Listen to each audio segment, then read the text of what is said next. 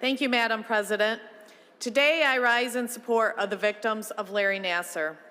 Over the last week, over 150 women have courageously spoke out and shared their heart-wrenching stories.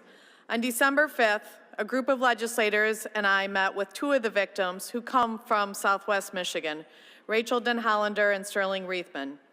Both the senator from the 20th District and I have known their families for many years. Their stories were heartbreaking and impactful. History is doomed to repeat itself if we do not listen and learn from it. I would like to share some of the victims' experiences. Chelsea Markham was adopted by a loving family. She had some physical challenges growing up and fell in love with gymnastics. When she suffered an injury at the age of 10, her mother took her to see Larry Nassar. After all, he was highly recommended. There was nothing to fear. He sexually assaulted Chelsea. According to Chelsea's mom, Chelsea cried all the way home, quit gymnastics, and withdrew. By the age of 13, Chelsea was doing drugs. By the age of 23, Chelsea was dead.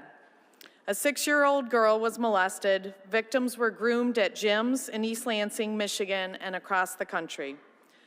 Sterling Reithman, she grew up in a loving home by a strong mother. She knew her worth and never thought she would be a victim. Despite attending college in another state, she came here to get treatment because of the reputation of Larry Nassar was gold. She was sexually assaulted. Now she deals with emotional and physical trauma. In addition to abusing her, Nassar never treated her injuries. She says, "My confidence was shattered and my self-worth was crushed. I could no longer trust my own judgment, my decision-making skills, or my ability to differentiate between right and wrong.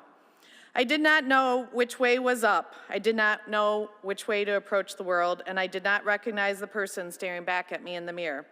She suffers from depression, anxiety, doubt, fear, insomnia, nightmares, guilt. Her story isn't unique, but it is a real for many victims. As the proceedings against Larry Nassar continue to make headlines across the nation, I received a call from one of Nassar's first victims how she could help. Larissa Boyce reported the abuse back in 1997. Imagine, back in 1997, to Michigan State University's gymnastic coach, Kathy Klages. Instead of receiving understanding and support, Larissa was interrogated, intimidated, and ignored. This brave woman spoke out, and she has been heard and believed, so many victims would have been spared the pain and abuse from Larry Nassar. How do we move forward? What can we do to right the wrong? The victims have not sat idle. They have shared their painful stories. They have researched our laws that rank in the bottom 4 in our nation. Fortunately, all of you are committed to righting the wrongs, and we are working daily to write legislation that will actually produce a real change for our children. Real solutions don't happen in a press release or overnight, but they happen when we all work together. The Attorney General's investigation will hopefully shed light where it has been dark and bring justice where it has been denied.